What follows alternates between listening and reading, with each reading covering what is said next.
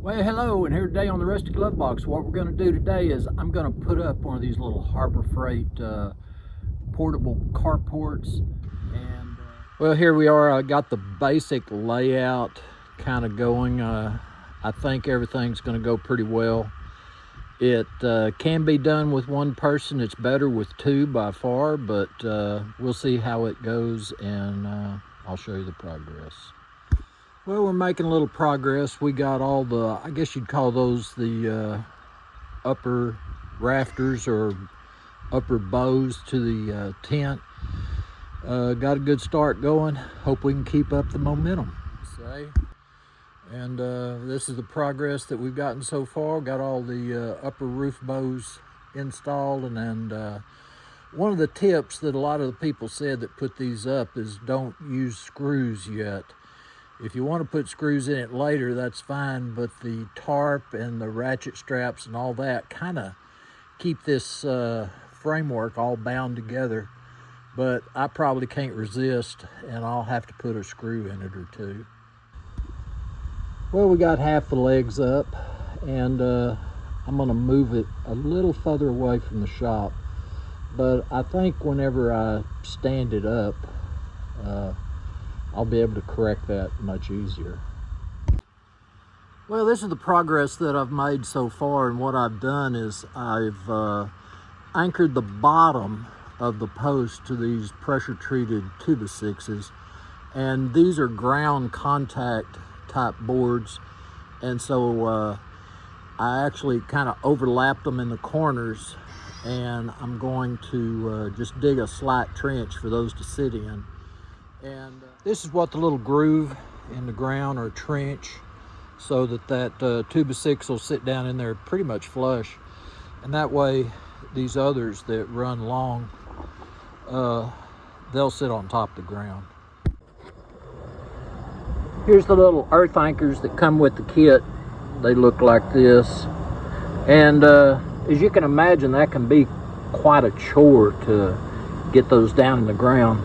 What I did is I made kind of a little installation tool, just a flat piece of metal with a bolt welded to it, and I can bolt the anchor to that.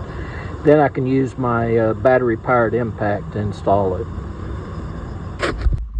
Well, here I have the anchor just kind of started in the ground, and we're going to watch it go down.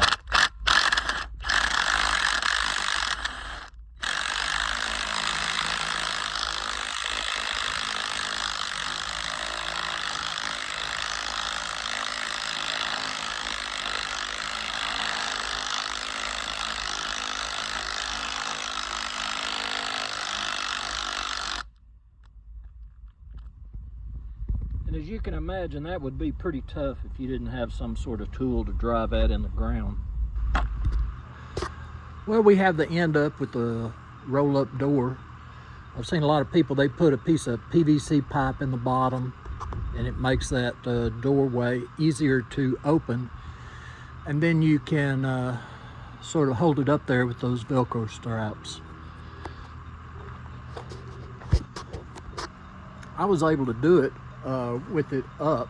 Some people say you need to lay it down, but this wasn't that hard, and there is a little bit of a breeze, so I was fighting it a little bit at first till I kind of figured out how it was going to go.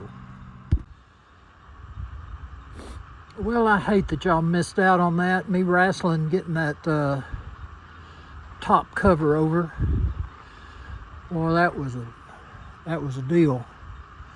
And you can kind of see the tarp rippling, had a little breeze, and I was fighting the world trying to get this thing on. But anyway, we got it. Got the sandbags down there at the bottom. I got a few other little things I'm going to do, but I'm going to do that tomorrow. We'll call it a day. So, made a lot of progress. Well, here's something you might want to do if you put one of these together. I used a 10-foot length of PVC pipe. This was 3/4, and I just ran it through that pocket.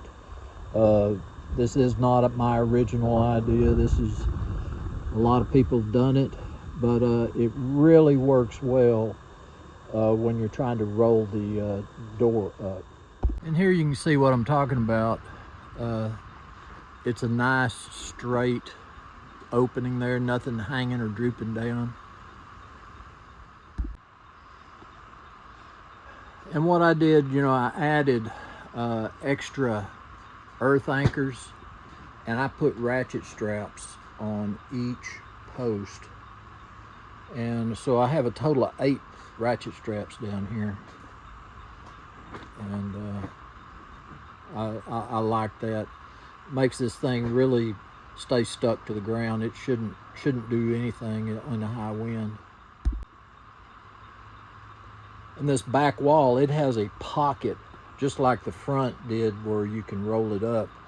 And what I did, I stuck a piece of rebar in there, the length of that pocket, and then I clamped it down with just 3 clamps. That was plenty, because the rebar is what's really doing the main holding.